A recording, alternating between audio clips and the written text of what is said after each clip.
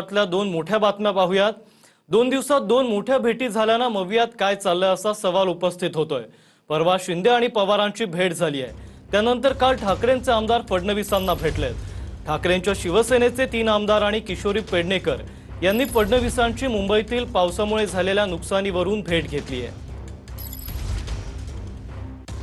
ठाकरेंच्या शिवसेनेच्या आमदारांनी आज मुख्यमंत्र्यांच्या दालनामध्ये जाऊन फडणवीसांची भेट घेतली। ठाकरेंचे आमदार अनिल परब, सुनील प्रभू, अजय चौधरी आणि ठाकरेंच्या नेत्या किशोरी पेडणेकरांनी मुख्यमंत्री फडणवीसांची त्यांच्या दालनामध्ये जाऊन भेट घेतली। सलग दुसऱ्या दिवशी झालेल्या या भेटीनं चर्चांना उधाण आलंय, कारण बुधवारी शरद पवार आणि शिंदेंची विधान भवनामध्ये शिंदेंच्या दालनामध्ये भेट झाली होती। भेटीनंतर पवारांनी त्यांच्या पक्षाच्या आमदारांची बैठकही शिंदेंच्याच दालनामध्ये घेतली। शिंदे पवारांच्या या जवळकीच्या बातम्या वाऱ्यासारख्या पसरल्या। ठाकरेंचे नेते संजय राऊतांनी तर गुरुवारी शिंदे पवार भेटीवर आगपाखड केली।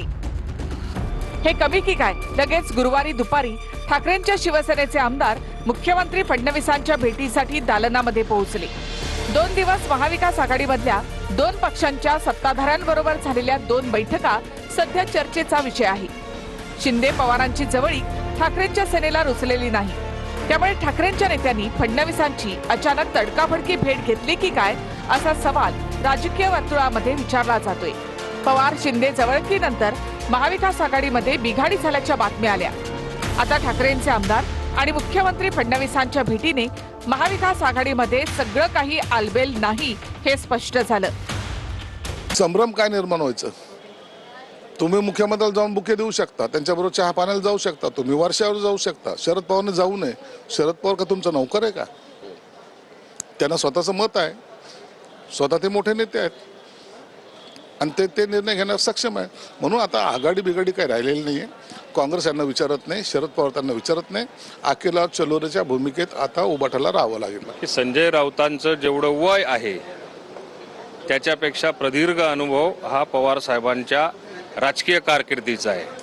त्यामुळे त्यांनी पवार साहेबांना कुठे जावं, कसं जावं, काय निर्णय घ्यावा किंवा कसा घ्यावा हे शिकवण्याची अजिबात आवश्यकता नाही। पवार साहेब सक्षम आहेत, ते काहीही निर्णय घेऊ शकतात, स्वतःचा घेऊ शकतात आणि त्यामुळे संजय राऊतांनी त्याच्यावर बोलण्याचं काय निरर्थक आहे। राहिला प्रश्न आघाडीमध्ये बिघाडी ही कधीच झालेली आहे, आघाडीमध्ये बिघाडी ही कधीच झालेली आहे। 2 दिवस 2 मोठ्या भेटीगाठी सध्या महाराष्ट्राच्या राजकारणामध्ये चर्चेचा विषय ठरलाय। या 2 भेटी महाविकास आघाडीचं भविष्य ठरवणाऱ्या ठरतील का असा प्रश्न उपस्थित होतो।